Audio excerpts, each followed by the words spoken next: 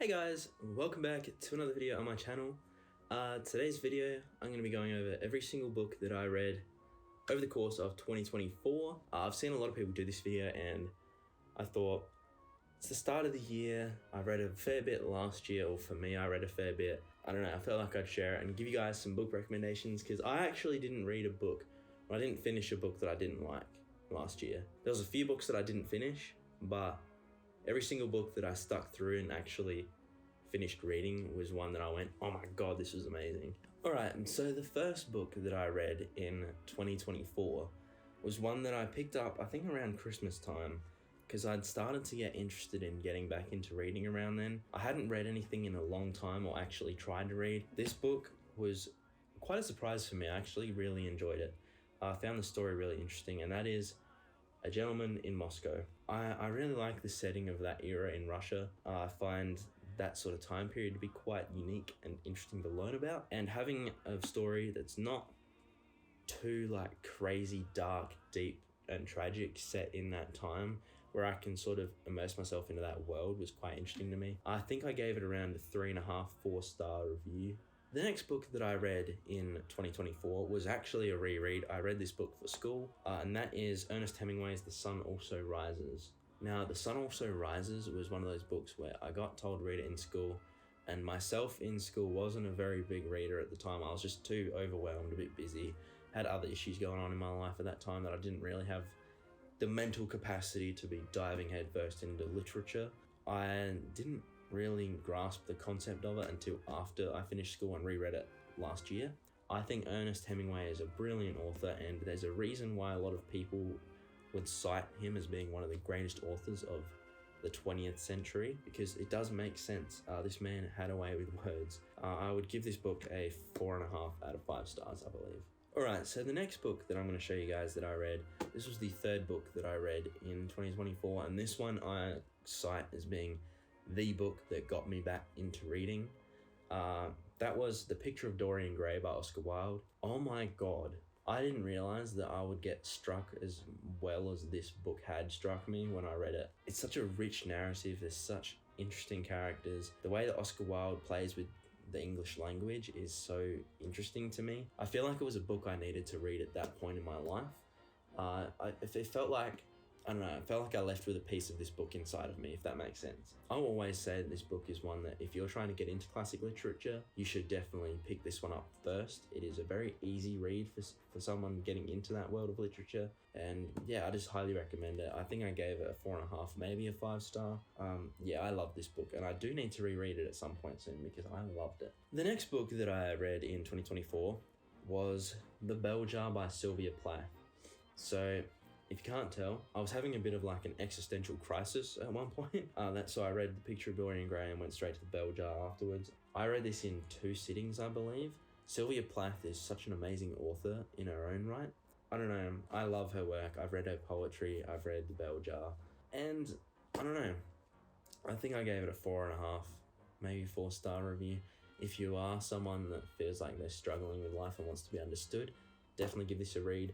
But I would also give you the trigger warning that it is quite dark, and if you aren't in the right headspace, it can be a little bit overwhelming. So make sure that you know what you're getting into when you jump into Sylvia Plath's The Bell Jar. The next book that I read, this is a little bit of a weird one. It's strange that I went from The Bell Jar to this book really quickly, and that is Sally Rooney's Normal People. I really enjoyed this book, but Normal People, I read this very, very quickly. I think I read this in 1 sitting. It was a lot of fun, it was great, it had so many memorable moments. I loved the characters, and I just felt like there was so much about them that just tried to tug at my heartstrings, and it successfully did.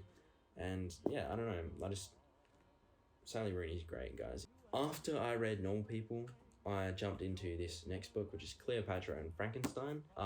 If you liked Normal People, definitely read this book. I loved Cleopatra and Frankenstein. I think I gave it about a 4 or a 4.5. I give a lot of books 4.5. I just read a lot of books that I enjoyed. Just a very tragic story, tragic love story, similar to Normal People, but I feel like it has a lot of substance to it as well, and I think that a lot more people should have read this book by now. I don't know, I feel like it's a little underrated. I don't know, you tell me. After reading Cleopatra and Frankenstein, I tried to get back into the classics and I jumped straight into this book, which is The Catcher in the Rye. Now, The Catcher in the Rye, one of my favorite books of all time now. I've read it twice in 2024. I think everyone should read it at some point in their life. It is just one of those books that deserves so much more praise for what it is. I think I gave this a 5-star because I did just love this book so much, and it's one of those books that I think will stay with me forever. Okay, so after I read The Catcher in the Rye, I jumped into this amazing book, which in my last video I said was in my top 5 reads of last year, and that is Donna Tartt's The Secret History. Now, I loved this book, and I highly recommend it to anyone who likes the film The Dead Poets Society, or likes any of those, even The Catcher in the Rye, to some extent. If you're someone that likes that setting of like cold, wintry, autumny months with old Gothic architecture and sort of that pompous nature and secret societies and that sort of thing, if you're into that, definitely check this book out. Donna Tartt is amazing at putting words to the page that give images into your brain that are so visceral and just, I don't know, she's an amazing author, and I highly recommend you check this out. But yeah, I think I gave this a 5-star as well, which makes a lot of sense because I did love this book. After I read The Secret History, I believe this was the next book that I got into. That is Ethan Hawke's A Bright Ray of Darkness. I did put this in my top 5 reads of 2024, but a lot of these could be swapped out because I did love a lot of these books. I don't know, I felt like Ethan Hawke has such a way with words, and there's things that he says in this book that sort of a lot of people could hear and relate to in terms of loneliness. So reading this was such an amazing experience, and I highly recommend this book as well. A Bright Ray of Darkness I would give 4.5 stars. Ethan Hawke, amazing author, actor, director, musician, anything. He's just brilliant. So check out anything by Ethan Hawke, actually. Okay, so after I read A Bright Ray of Darkness, this is where I sort of got into my Stephen King era. Sort of jumped into a Stephen King phase for a little while there. I picked up Carrie. Now, Carrie to me was such a surprise. I read this in, again, one afternoon. Didn't really sleep too well after I finished it because Stephen King's ability to tell horror narratives is so insanely good, and Carrie just had me like pretty much walking around with my butt cheeks clenched, if that makes sense. And I highly recommend this book to anyone that's interested in getting into horror literature or reading Stephen King. It's a very fast, easy read, and it's just so enjoyable, and I think I gave it a 4 out of 5 stars. After Carrie, I read another Stephen King book. I read 3 Stephen King books in a row. The second one was Salem's Lot, by far my favourite of Stephen King's work that I've read so far. Salem's Lot, as I said in my top 5 reads of last year video, Salem's Lot was just amazing, and I don't know, I feel like if I'd never read this book, I would be in such a different place, because this got me hooked on reading books again. I think I gave this 4.5 out of 5 stars as well, because, I don't know, I just love this book. The next book that I read after that was Pet Sematary.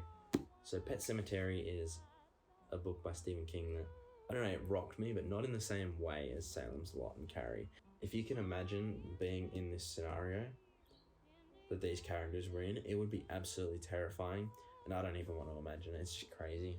I think I gave that a 4.5 out of 5, or maybe a 4. It was a good book, yeah. I highly recommend anything by Stephen King that I've read so far. His early work was amazing. After reading Pet Sematary, this is where I got into my first John Grisham book.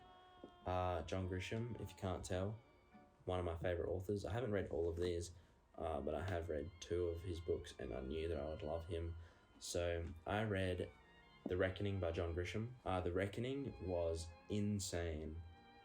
I don't know, this book grabbed me from the start.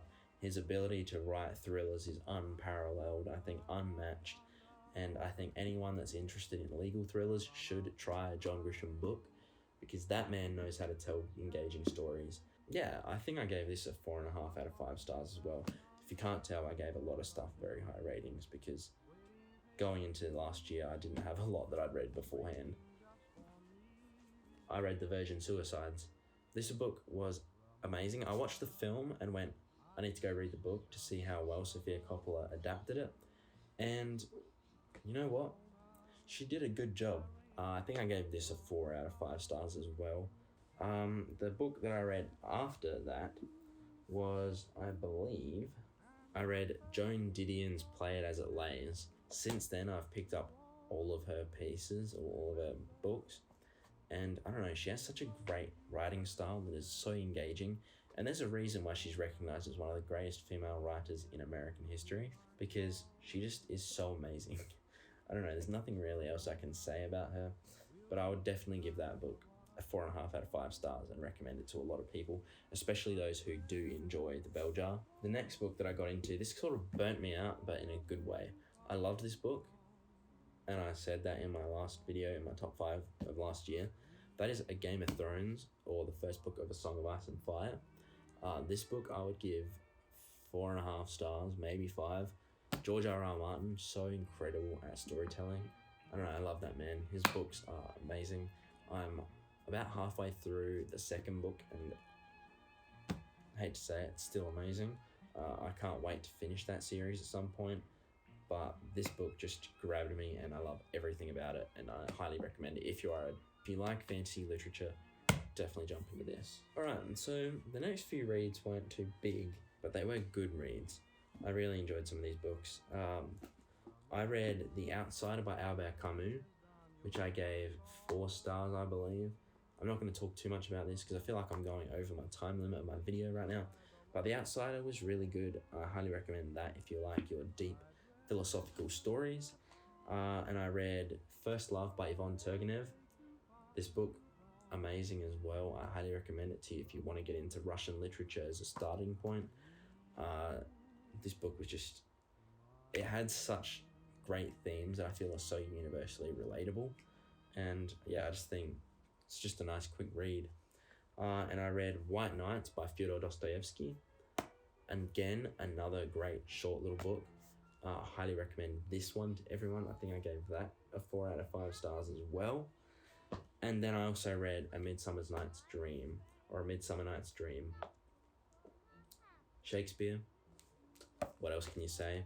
Brilliant writer. I gave that a 4.5 out of 5. And then I jumped into Politics on the Edge by Rory Stewart. It's a political memoir. I quite enjoy political memoirs, and this one was amazing. I love Rory Stewart's ability to reminisce on old times and give us a clear picture of what he went through in the British political system. I think I gave this about 4 stars as well. So the last book that I read in 2024 was A Time to Kill by John Grisham. I loved this book as well. I read it over Christmas. It was the #1 book that I read in my top 5 books of 2024. And I highly recommend this to everyone as like that sort of starting point into John Grisham, as well as The Reckoning.